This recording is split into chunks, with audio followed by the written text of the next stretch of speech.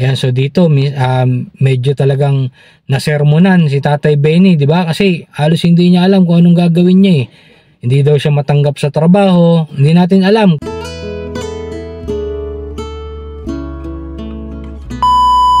Ayan, mapagpalang araw po sa inyong lahat. Nandito na po ng Kuya Rizky ng Team Daddy Frankie. Ayan, at ngayon ay araw ng linggo. Pag-uusapan natin itong si Tatay Benny, asawa ni Ate Lisa, no? Napanood niyo ba yung video na last na pinasyalan siya ni Daddy Frankie sa bahay at nakita natin kung ano na yung mga kalagayan nila kasama ng mga anak? Panoorin natin to. Pero pag may pera kayo, hindi ka naalis dito. Baka naalis na ako sa Ronald. Bakit? Huwag ka na umalis. Steady ka lang dito. Kasi magkakatrabaho na si Tatay Benny bukas. Ay, sa Lunes. No? Yan, sabi niya walang bigas. Pahingi akong bigas, guys. Okay. Bumibili na lang ako ng kilo, sir. Ha? Bumibili lang ako ng kilo kung may pera. Bumibili ka? Paano? Maganda ang pasok ng pagbate ni Daddy Frankie sa kanila.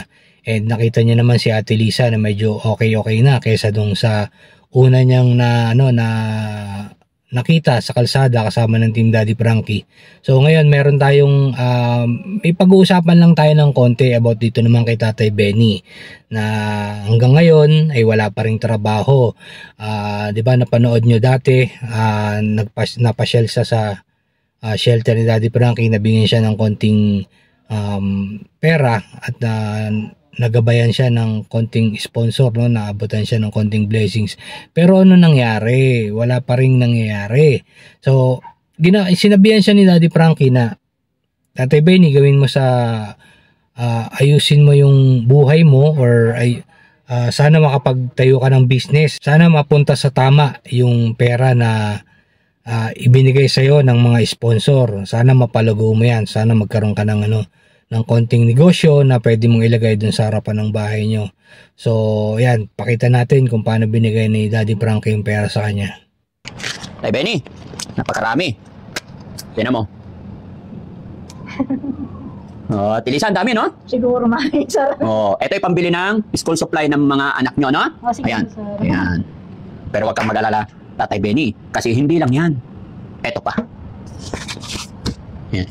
Mga kababayan, ganito po karami ang taong nagpadala ng pagmamahal sa panawagan ni Tatay Benny para sa kanyang anak. So ayun mga kababayan, si Tatay Benny hanggang ngayon nga wala pa rin siyang trabaho at yung pera niya unti-unting nauubos.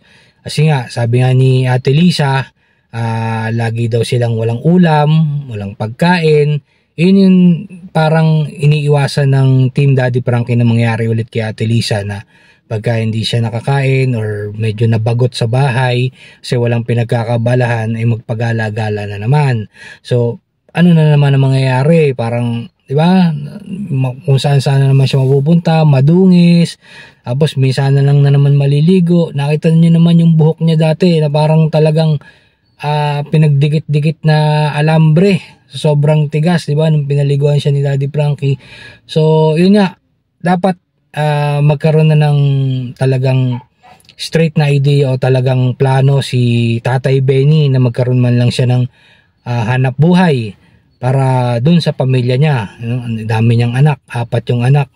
At sa pag-aaral, nakakapag-aral yung anak, kaso minsan talaga wala ring pangbaon, walang pagkain bago pumasok.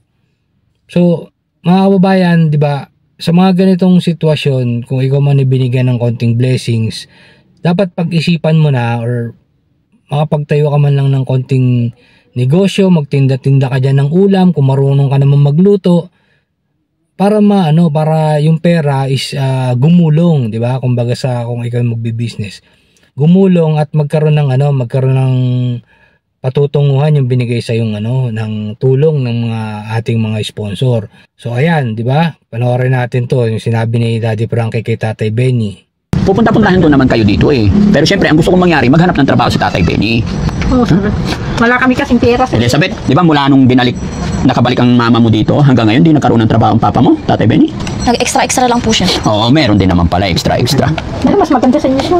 Mas maganda. Oo, gusto ko doon. Dalamdaan. Ha? 200 sir, binibigay sa akin pag update. O, di ba? Pag half day, 200. O, pag whole day, 400. Opo, sir. Kaya nga, kung araw-araw, kahit sabihin natin sa loob na 1 linggo tayo, 5 days ka makapasok, malaking bagay na yon, 400 per day. O, di ba? Oo, sir. Kahit sabihin natin, sige, pahinga ka ng Saturday, Sunday. Para yung Saturday, Sunday. Away kami pag minsan, sir. Nag-away kayo ni Tatay Benny? Kasi walang pera-pera, sir. Anong sinasabi niya sa'yo? Wala tayong paragastos na. Kaya nga, anong sinasabi niya sa'yo? Sabi niya, sir. Ano sabi Wala niya? tayong pera-pera, sir. Nag-away kami pag minsan na, sir. Kaya nga, nung nag-away kayo, anong sinabi niya sa'yo? Wala kaming pambili, sir, ng kwan. Ano sinasabi mo sa kanya pag nag-away kayo? Doon ka na lang, sir. Doon ka na lang. Kay Daddy Frankie, sabi niya. Sabi niya, binabalik ka na niya sa akin. Binabalik, sir. Loko tong Tatay Benny na to, ibabalik niya yung asawa niya eh. Sinong katabi niya paggabi? Ayan, so dito medyo talagang nasermonan si Tatay Benny, di ba? Kasi halos hindi niya alam kung anong gagawin niya eh.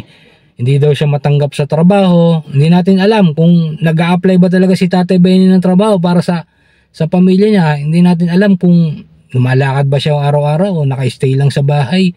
Nagmumuni-muni kagaya ni, di ba, Ate Lisa, nandun lang siya sa bahay, parang nagmumukmok. Kaya minsan masasabi din ni Ate Lisa na wala siyang makain, walang kasi oo nga, inuunti-unti yung pera, pero hanggang kailan? Hanggang kailan yung perang binigay sa kanya? Almost 40,000. Siguro naman kung wala kang trabaho, baka hindi umabot ng 4 hanggang 5 buwan kung titipirin mo yan. Hindi, paano na yung pang-6 na buwan, yung mga pang-7, tsaka yung mga darating pang mga araw? Paano mo papakain yung mga anak mo? Di ba?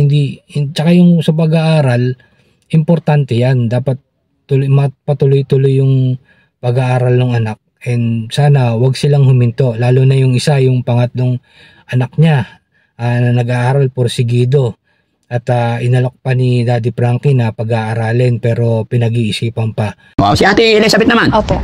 So pag-isipan mo maigi anak yung offer ko sa'yo, kailangan makapag-aral ka, ha? Opo. Ikaw yung nakikita kong pag-asa ng mga kapatid mo. Huwag na natin isipin yung set aside na lang natin yung nanay tatay kasi medyo matanda na sila. Pero dahil ikaw ang medyo nakakatanda, para sa iyong mga kapatid ba? Para may magtataguyod, mag-aalalay sa iyong mga kapatid. Okay? Hindi kasi pwedeng habang buhay na nandito lang kayo, nakatambay. Kailangan lagi tayo mag-iisip para sa future natin. Kasi pag nandito ka lang, baka mamaya biglang mag-asawa ka na ulit. So, ganun ang mangyayari. Mahirap na naman. Kasi mag-asawa ka tapos hindi ka pa nakapagtapos ng pag-aaral. Di ba? So, gusto mo ba? Payag ka ba na maging ganyan ang buhay ninyo? Hindi po. Hindi. So, anong gagawin? Kailangan? Mag-aaral po. Kailangan makapagtapos ng pag-aaral, ha? Opo. Huwag mong mamasamayin yung payo ko sa inyo, ha? Okay? So sana Tatay Benny, yun lang mapapayo ko sa iyo, no. Pag-isipan mo mabuti, maghanap ka ng trabaho. Maraming trabaho diyan na pwede naman sa iyo. Although medyo kaliitan si Tatay Benny, pero kung mga helper, siguro makakapagtrabaho siya and sabihin natin mababa ang bigay ng sahod dito sa probinsya, at least araw-araw meron siyang maiuwi, kahit na 400, 300 or 500, meron siyang maiuwi na na pambili ng pagkain para dun sa pamilya niya. So yun, Tatay Benny, huwag kang magagalit sa akin, ito yung opinion lamang at sana pahalagahan mo kung ano yung binigay sa iyo ng sponsor at kung ano yung ipinayo sa iyo ni Daddy Frankie.